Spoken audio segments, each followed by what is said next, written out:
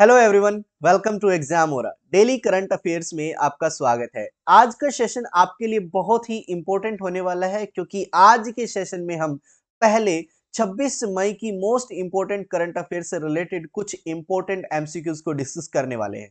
उसके बाद हम डिस्कस करेंगे 27 मई की मोस्ट इंपॉर्टेंट न्यूज को। तो बढ़ते हैं अपने पहले एमसीक्यू की तरफ। Which company has become the first exploration and production company in India to trade domestic gas on Indian Gas Exchange।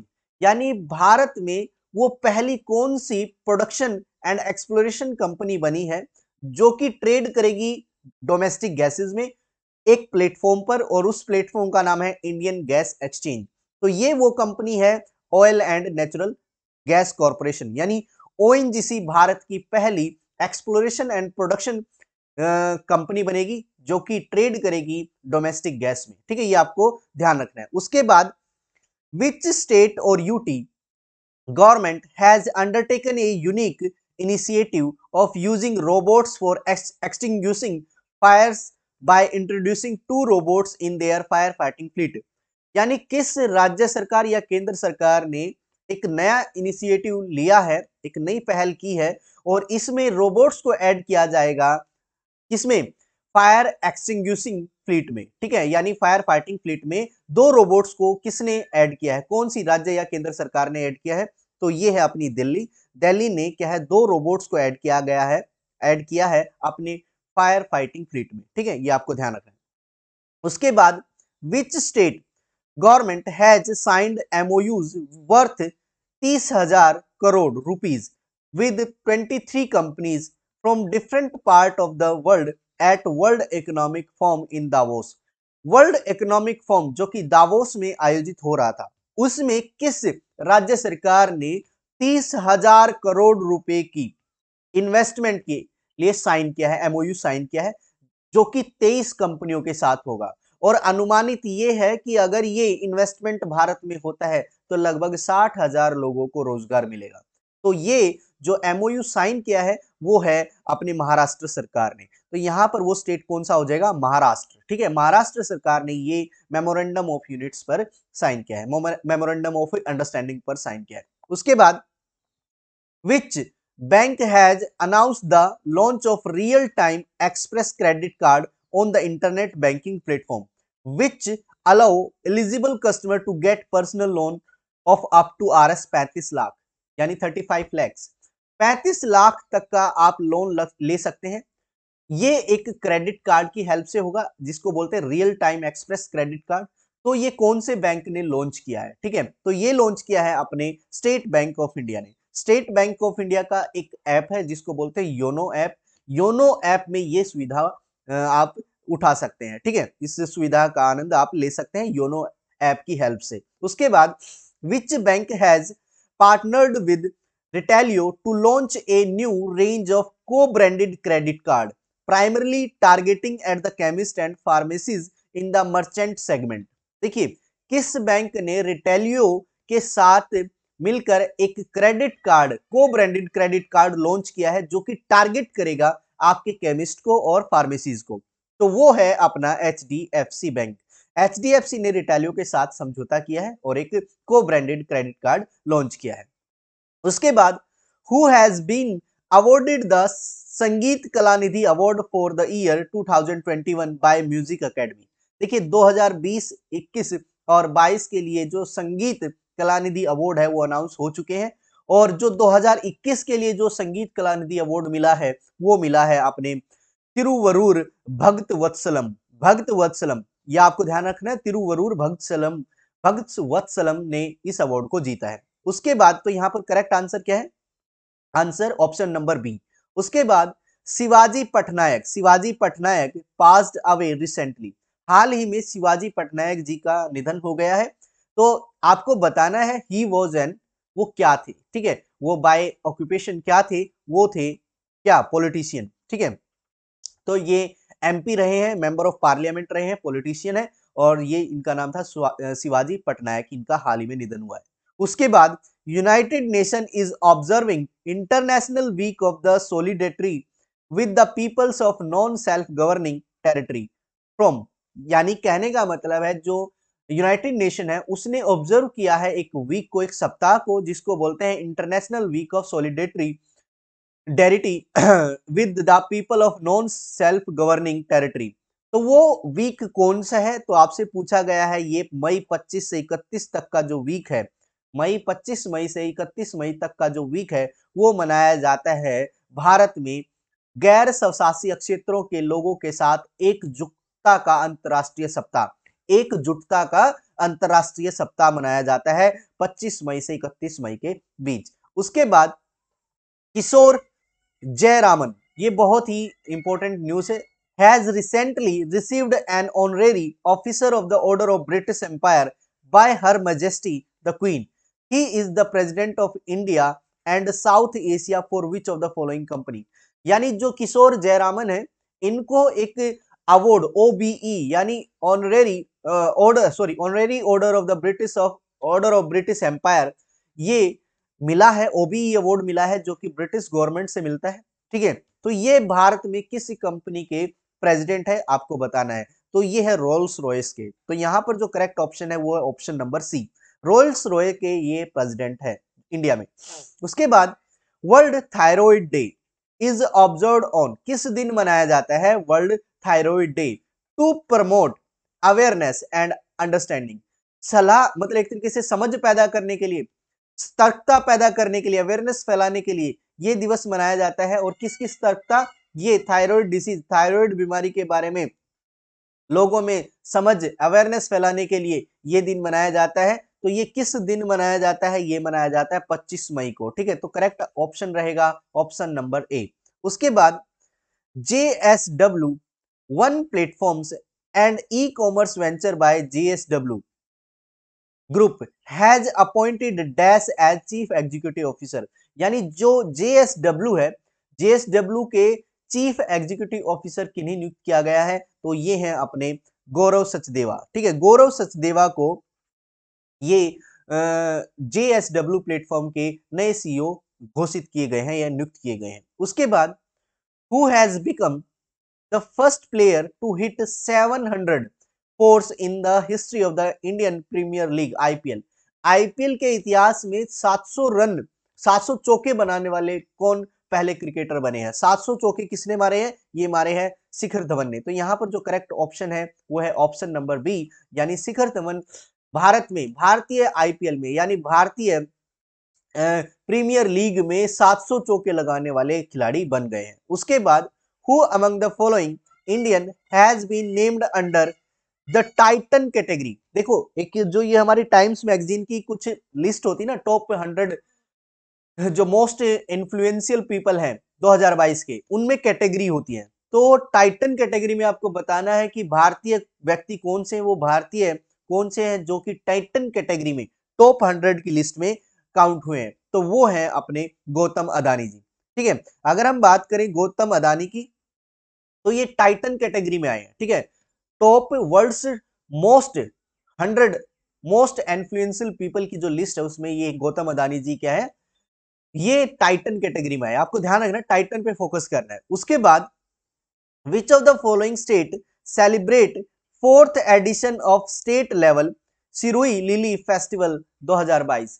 2022 का सिरुई लिली जो फेस्टिवल है उसके चौथे संस्करण कहां पर शुरू हुआ है, किस स्टेट में शुरू हुआ है? तो ये क्वेश्चन आपसे पूछा गया है। आप जानते हैं जो सिरुई लिली जो फ्लावर है ये मणिपुर का स्टेट फ्लावर है।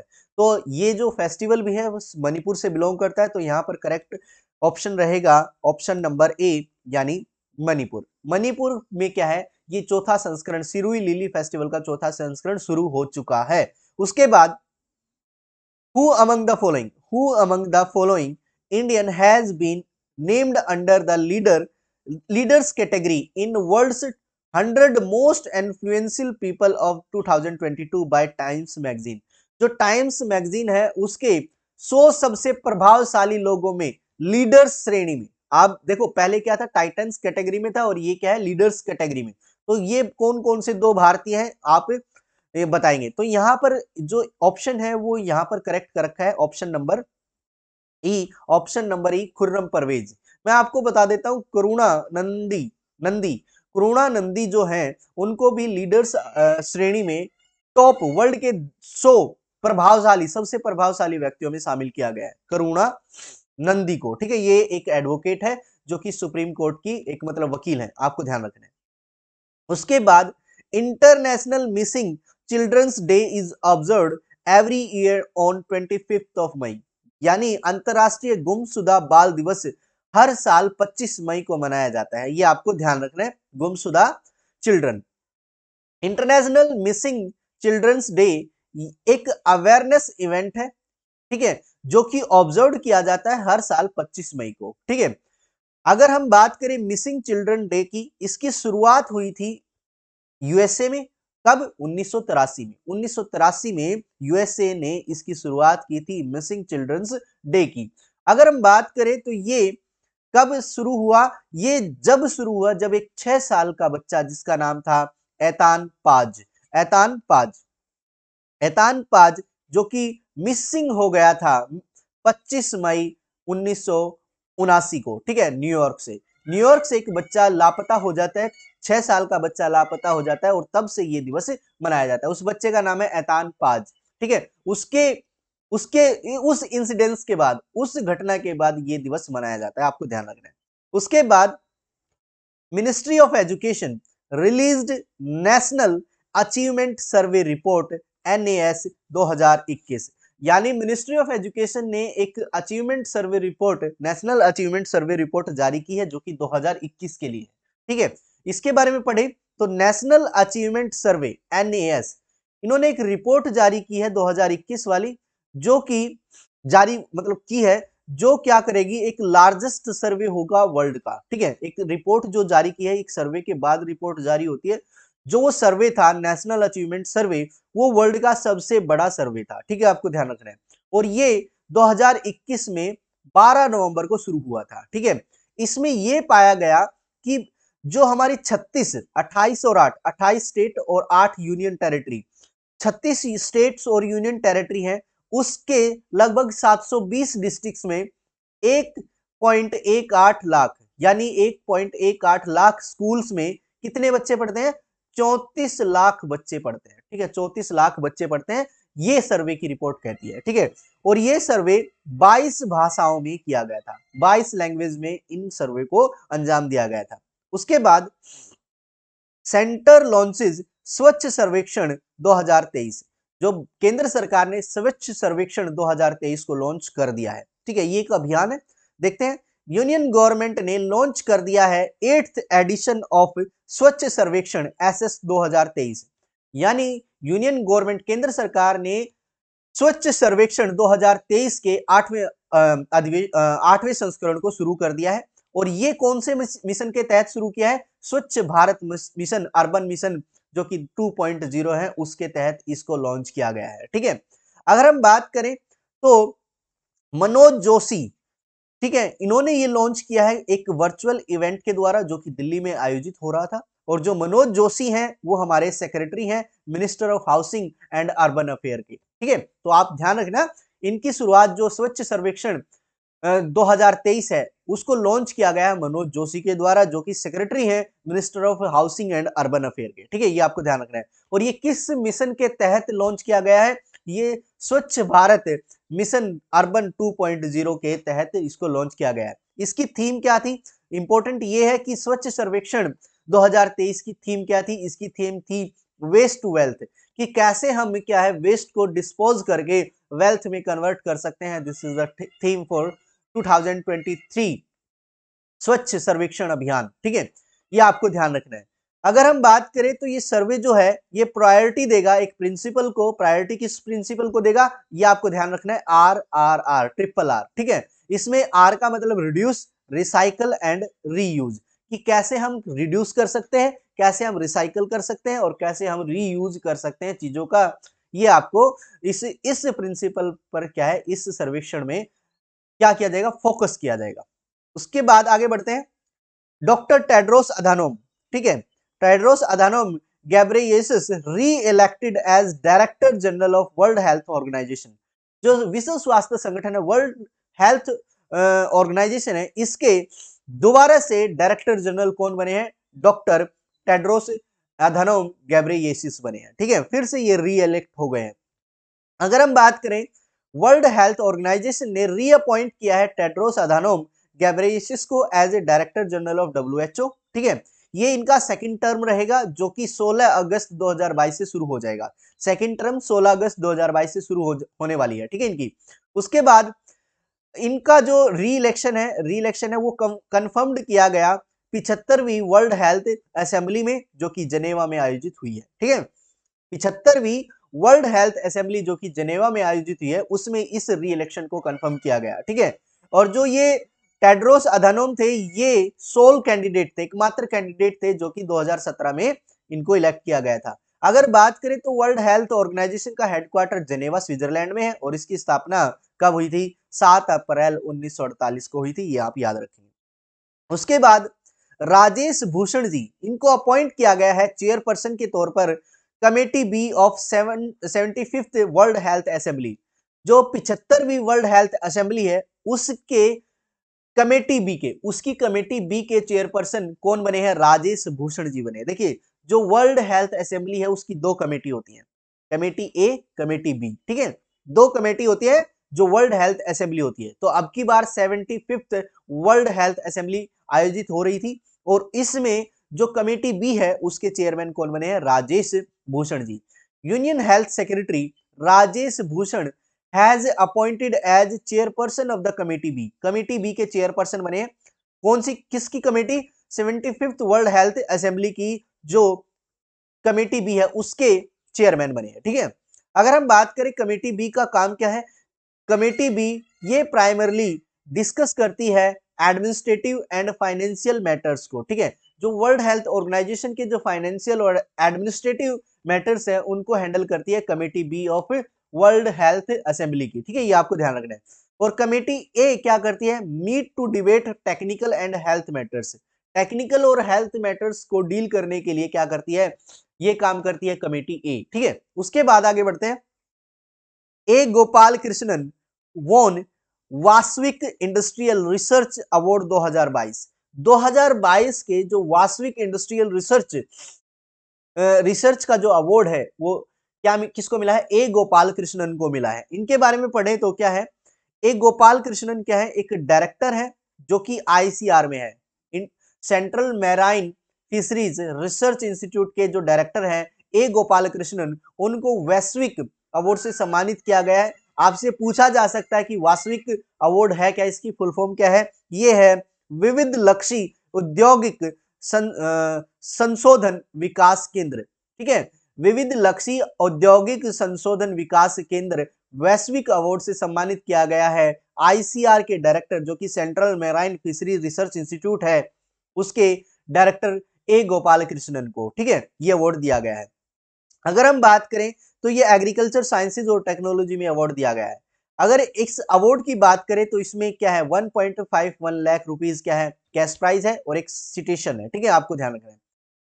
अगर और भी इसको फर्दर वैश्विक के बारे में बात करें कि वैश्विक अवार्ड है क्या, ये रिसर्च अवार्ड है जो कि प्रेजेंट किया जाता है साइंटिस्ट को, रिसर्चर को अपनी फील्ड में एक्सीलेंट काम करने के लिए। ठीक है, ये आपको ध्यान रखना है। अब क्या है? Ministry of Electronics and Information technology ने होस्ट किया एक digital India Bhashini brainstorming session को। ठीक है, यानी ministry of Electronics and Information technology ने होस्ट किया है एक digital India Bhashini brainstorming session को। अब ये ब्रेनस्टॉर्मिंग सेशन क्या है एक बार देख लेते हैं। देखिए, श्री राजीव चंद्रशेखर जो कि ministry of state of Electronics and Information technology है। किसके मिनिस्टर है? Minister of states of Electronics and Information technology है। स्किल डेवलपमेंट एंटरप्रेन्योरशिप है। इन्होंने क्या किया है? प्रेजेंट किया है ब्रेनस्टॉर्मिंग सेशन ब्रेनस्टॉर्मिंग सेशन, जो कि माइटी के द्वारा क्या किया गया है? ऑर्गेनाइज्ड किया गया है। और ये क्या है? भारतीय mission digital India Bhashini Bhashini की फुल फॉर्म क्या है? National language translation mission, NLTM। देखिए क्या है, जो भाषिनी एक सेशन है, भाषिनी क्या है? एक सेशन है जो कि नेशनल लैंग्वेज ट्रांसलेशन मिशन के तहत लॉन्च किया गया एक मिशन डिजिटल इंडिया का एक प्रोजेक्ट है। मिशन डिजिटल इंडिया का एक प्रोजेक्ट है भाषिनी, और भाषिनी क्या है, एक नेशनल लैंग्वेज ट्रांसलेशन मिशन है, और ये लॉन्च किया गया है अपने minister of state of Electronics and Information technology skill development entrepreneurship, कौन, श्री राजीव चंद्रशेखर, इनके द्वारा ये लॉन्च किया गया है। आपको ध्यान देना, ढंग से पढ़ना ये न्यूज, ठीक है। उसके बाद अगर हम बात करें, ये भाषिनी जो एक सेशन है, ये क्या करेगा, ये एमएसएमई स्टार्टअप्स और इंडिविजुअल इनोवेटर्स जो होते हैं उनको क्या करेगा, एक आर्टिफिशियल इंटेलिजेंस और नेचुरल लैंग्वेज प्रोसेसिंग रिसोर्सेज की हेल्प से क्या करेगा, एक प्लेटफॉर्म प्रोवाइड कराना है, जो कि भसीनी नाम से भाषिनी नाम से प्लेटफॉर्म है। ये किसको हेल्प करेगा, एमएसएमई को और स्टार्टअप्स को, इंडिविजुअल इनोवेटर्स को हेल्प करेगा, किसमें, आर्टिफिशियल इंटेलिजेंस में और नेचुरल लैंग्वेज प्रोसेसिंग में, ठीक है, आपको ध्यान रखना है। उसके बाद अगर हम बात करें भाषिनी भाषिनी की, ठीक है, भाषिनी ये एक प्लेटफॉर्म है, इंट्रोपरेबल प्लेटफॉर्म है, जो कैटलाइज करेगा किसको, एंटायर डिजिटल इकोसिस्टम को, जो भारत का एंटायर डिजिटल इकोसिस्टम है, पूरा डिजिटल सिस्टम है, उसको ये बूस्ट करेगा, कैटलाइज करेगा, ठीक है, भाषिनी। उसके बाद जो first ever national conference of female legislator है, ये इनोग्रेटेड होगी बाय प्रेसिडेंट के द्वारा, ठीक है। जो हमारे राष्ट्रपति हैं, ये इनोग्रेट करेंगे पहली भारतीय कॉन्फ्रेंस, जो कि फीमेल लेजिस्लेचर की होगी, महिला विधायकों की होगी, ठीक है। महिला विधायकों के पहले राष्ट्रीय सम्मेलन का उद्घाटन कौन करेंगे, राष्ट्रपति करेंगे। अगर फर्दर डिटेल में पढ़े तो क्या है, रामनाथ कोविंद, जो भारत के राष्ट्रपति रामनाथ कोविंद है, वो किक ऑफ करेंगे, एक तरीके से शुरू करेंगे 2 डे नेशनल वुमेन लेजिस्लेचर, जो महिला विधायक कॉन्फ्रेंस 2022 है, उसको लॉन्च करेंगे कौन, अपने रामनाथ कोविंद राष्ट्रपति जी, ठीक है।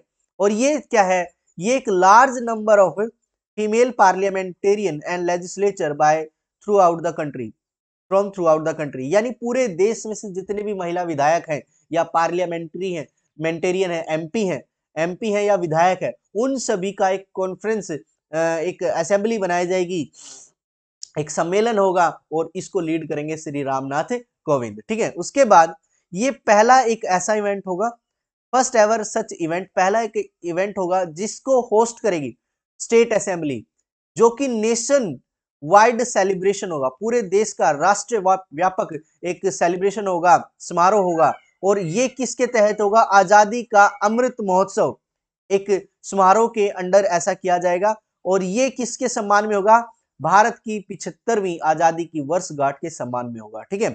यानी भारत क्या है, 75वीं वर्षगांठ मनाने जा रहा है, उसके अंडर एक आजादी का अमृत महोत्सव समारोह है, उसमें क्या है, सभी महिला विधायकों का एक सम्मेलन होगा, और जिसको लीड किया जाएगा किसके द्वारा, रामनाथ कोविंद के द्वारा, ठीक है, ये आपको ध्यान रखना है।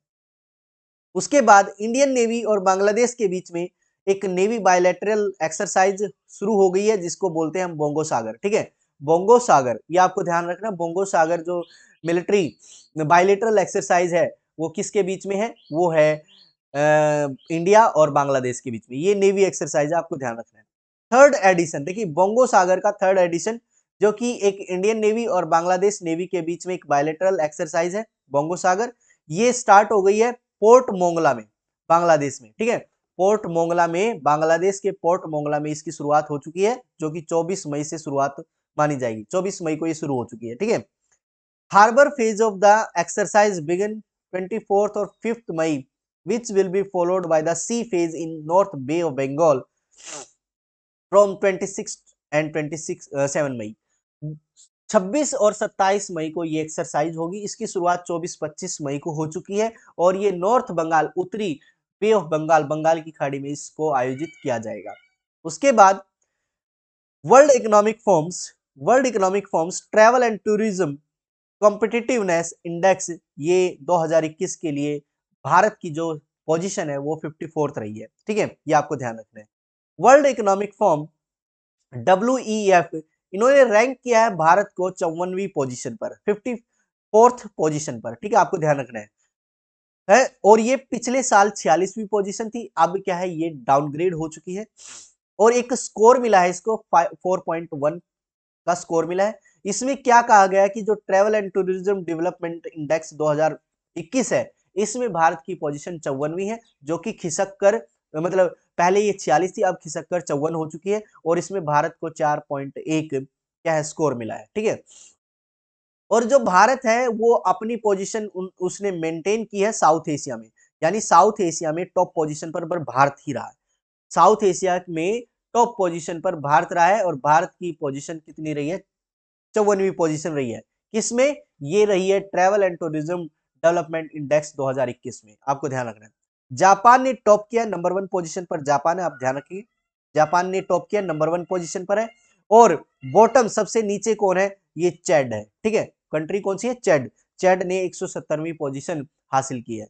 अगर हम बात करें डब्ल्यूईएफ के, इसके फाउंडर और एग्जीक्यूटिव चेयरमैन है क्लोस स्वाब, आपको ध्यान रखना है। वर्ल्ड इकोनॉमिक फोरम के जो चेयरमैन है वो क्लोस स्वाब है। उसके बाद हेडक्वार्टर कोलोगनी कैंटोन जेनेवा में, स्विट्जरलैंड में है और इसकी स्थापना हुई थी 1971 में, ठीक है, आपको ध्यान रखना है। उसके बाद SEBI revoked the ICEX permanent recognition. ICEX क्या है? एक Indian commodity exchange limited, ICEX है, ठीक है। यानी एक कंपनी है इंडियन कमोडिटी एक्सचेंज लिमिटेड। इसकी जो परमानेंट मान्यता है उसको रद्द कर दिया है सेबी ने, ठीक है। सेबी ने इसकी जो मान्यता है वो रद्द कर दी है। क्यों रद्द की है? क्योंकि ये क्या है, अनुपालन नहीं करता किसका, जो कुछ क्रिटेरियाज है, किसका, एक नेटवर्थ का क्रिटेरिया और इंफ्रास्ट्रक्चर का जो क्रिटेरिया है उसको ये फुलफिल नहीं करता। इसलिए क्या है, सेबी ने इंडियन कमोडिटी एक्सचेंज लिमिटेड के जो परमानेंट इसकी अध्यक्षता थी, मान्यता थी, उसको ये क्या है, खत्म कर दिया गया है। इसकी जो रिकॉग्निशन है उसको खत्म कर दिया गया है। अगर हम बात करें सेबी के, तो सेबी क्या है? SEBI security and exchange board of India है। इसके चेयरपर्सन कौन है? मधाबी पुरी बूच है और इसको फाउंड किया गया 1992 में, 12 अप्रैल 1992 में। इसका हेडक्वार्टर क्या है? मुंबई में। तो 1992 में सेबी को क्या है, स्थापित किया गया था। इसकी स्थापना 1992 में हुई थी। इसका हेडक्वार्टर मुंबई में है और इसके जो चेयरपर्सन है वो भी आपके लिए इंपॉर्टेंट हो जाते हैं, मधाबी पुरी बूच, ठीक है, ये आपको ध्यान रखना है। रस्किन बॉन्ड की एक बुक जिसका नाम है listen to your heart the London adventure, ये रिलीज हो चुकी है, ठीक है। रस्किन बॉन्ड एक फेमस राइटर है, फेमस ऑथर है। इनकी बुक का नाम है लिसन टू योर हार्ट, ठीक है, listen to your heart the London adventure, ये पब्लिश हो चुकी है। इसको पब्लिश किया है पेंगुइन रैंडम हाउस इंडिया ने। और रस्किन बॉन्ड ये क्या है और कब किया है इसको लॉन्च? इसको लॉन्च किया है 88वीं बर्थ एनिवर्सरी पर। बर्थ एनिवर्सरी रस्किन बॉन्ड की 88वीं जयंती पर, जन्म दिवस पर इसको क्या है, लॉन्च किया गया है। ये क्या है, एक फेमस चिल्ड्रन बुक ऑथर है और इनका जो जन्म है वो कसोली हिमाचल प्रदेश में हुआ था। इनकी जो पालन पोषण जामनगर गुजरात में हुआ था, उत्तराखंड में हुआ था और नई दिल्ली शिमला वगैरह में हुआ था, ठीक है, ये आपको ध्यान रखना है। उसके बाद first case of monkey pox in the gulf reported in UAE, यानी संयुक्त अरब अमीरत, यूनाइटेड अरब अमीरत में जो मंकी पॉक्स का पहला केस वो आ चुका है।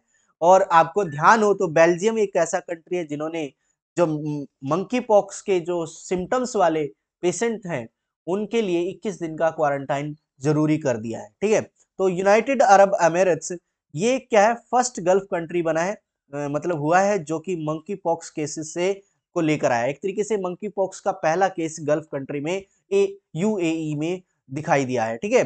चेक Republic and Slovenia become the first country outside of Africa to disclose cases joining 18 other country, ठीक है। यानी जो चेक रिपब्लिक है और स्लोवीनिया है, इसने भी क्या है, अपने जो पहले केसेज है वो बताए हैं कि हमारे यहाँ पर भी केसेज आए हुए हैं और इन्होंने क्या है, जो ग्रुप बना है 18 कंट्री का उसको ज्वाइन कर लिया है, ठीक है। जो मंकी पॉक्स है एक वायरस है जो कि डीएनए रिलेटेड वायरस है, जो कोज करता है ह्यूमंस में और एनिमल्स में, ठीक है, ये आपको ध्यान रखना है।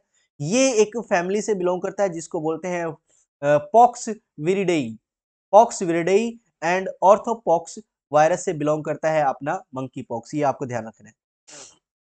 India first Olympic value education programme launched in Odisha, Odisha में भारत का पहला ओलंपिक वैल्यू एजुकेशन प्रोग्राम शुरू हो गया है। या इसके बारे में पढ़े तो ओलंपिक वैल्यू एजुकेशन प्रोग्राम ये इंटरनेशनल ओलंपिक कमेटी के द्वारा लॉन्च किया गया है ओडिशा में बाय चीफ मिनिस्टर नवीन पटनायक, ठीक है। जो इंटरनेशनल ओलंपिक कमेटी है उसका एक प्रोग्राम है, ठीक है, आपको ध्यान रखना है। इंटरनेशनल इंटरनेशनल ओलंपिक कमेटी का एक प्रोग्राम है जिसको बोलते हैं ओलंपिक वैल्यू एजुकेशन प्रोग्राम। ये चीफ मिनिस्टर नवीन पटनायक ने ओडिशा में लागू किया है, ठीक है, लॉन्च किया है। और ये कोलेब्रेशन है किसके साथ? अभिनव बिंद्रा फाउंडेशन ट्रस्ट का एक कोलेब्रेशन है, ठीक है। ये आपको ध्यान रखना है कि किसके साथ कोलेब्रेशन हुआ है, अभिनव बिंद्रा फाउंडेशन ट्रस्ट के साथ कोलेब्रेशन करके नवीन पटनायक ने क्या है, ओलंपिक वैल्यू एजुकेशन प्रोग्राम को लॉन्च किया उड़ीसा में। ये आपको ध्यान रखना है, ठीक है। इसमें क्या किया जाएगा?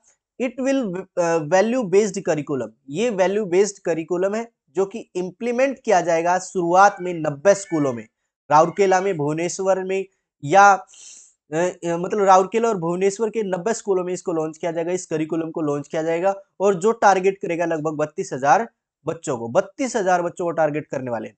और देखिए इसका हेडक्वार्टर अगर आप बात करें इंटरनेशनल ओलंपिक कमेटी का, तो लॉजेन स्विट्जरलैंड में है। और इसके director general international Olympic committee के जो डायरेक्टर जनरल है वो क्रिस्टोफी डी कैपर है। और इसकी स्थापना हुई थी 1894 में, 1894 में 23 जून को इसकी स्थापना हुई थी पेरिस, फ्रांस में, ठीक है। उसके बाद Calcutta become first metro city to get its biodiversity register. यानी देखिए क्या है, कोलकाता एक पहला मेट्रो सिटी बनेगा कंट्री का जो प्रिपेयर करेगा एक डिटेल्ड रजिस्टर ऑफ बायोडायवर्सिटी, जैव विविधता का एक रजिस्टर तैयार करेगा, एक डॉक्यूमेंट तैयार करेगा। कौन? कलकत्ता, जो कि भारत का पहला मेट्रो सिटी बनेगा। भारत का पहला मेट्रो सिटी जो कि जैव विविधता के लिए एक डॉक्यूमेंट रेडी करेगा वो कलकत्ता रहेगा, आपको ध्यान रखना है। कलकत्ता म्युनिसिपल कॉर्पोरेशन ने ये एक रिलीज किया है पीपल्स बायोडायवर्सिटी रजिस्टर, पीबीआर, ठीक है। एक डॉक्यूमेंट होगा जिसमें डिटेल होगी सारी फ्लोरा और फोना की, ठीक है, जो कि सिटी के अंदर जितनी भी वैरायटी है फ्लोरा और फोना की, उन सभी की डिटेल्ड डॉक्यूमेंट पेश करेगा कोलकाता। ये आपको ध्यान रखना है। चंडीगढ़ और इंदौर भी ऐसा करने वाले स्टेट्स रहेंगे। उसके बाद सॉरी सिटी रहेंगे, ठीक है, स्टेट्स नहीं सिटी। परम पोरुल सुपर कंप्यूटर क्या है, इनोग्रेट किया गया है एनआईटी त्रिचपल्ली ने, ठीक है। एनआईटी त्रिचपल्ली ने क्या किया है, परम पोरुल सुपर कंप्यूटर को लॉन्च किया है। सुपर कंप्यूटर नेम्ड परम पोरुल, इसको इनोग्रेटेड किया गया है एनआईटी त्रिचपल्ली में। ये किसके तहत किया गया है? Under National Supercomputing Mission, यानी NSM, National Supercomputing Mission के तहत जो परम पोरुल है उसको एनआईटी त्रिचपल्ली में इनोग्रेट किया गया है, ठीक है। ये आपको ध्यान रखना है। अगर एनएसएम के बारे में बात करें, एनएसएम यानी नेशनल सुपर कंप्यूटिंग मिशन, ये एक जॉइंट इनिशिएटिव है Ministry of Electronics and Information Technology माइटिका and Department of Science and Technology DST का, ठीक है। एक तरीके से जो नेशनल सुपर कंप्यूटिंग मिशन है, इस मिशन में क्या सुपर कंप्यूटर्स को डेवलप करना होता है। नेशनल सुपर कंप्यूटिंग मिशन में सुपर कंप्यूटर्स को डेवलप करना होता है। ये एक जॉइंट इनिशिएटिव है जो कि मीटी का है और डीएसटी का, ये आपको ध्यान रखना है। उसके बाद परम पोल सुपर कंप्यूटिंग फैसिलिटी ये एस्टेब्लिश्ड की गई थी under the phase 2 of national Supercomputing Mission के। जो एनएसएम के फेज 2 है उसके तहत इस परम पोल सुपर कंप्यूटर को तैयार किया गया है, ये आपको ध्यान रखना है। उसके बाद अगर ये आपको सारी वीडियोस अच्छी लगती हैं, सारे करंट अफेयर्स अच्छे लगते हैं, आपको एमसीक्यू अच्छे लगते हैं, तो प्लीज लाइक कीजिए, शेयर कीजिए और सब्सक्राइब कीजिए चैनल को। Thank you very much.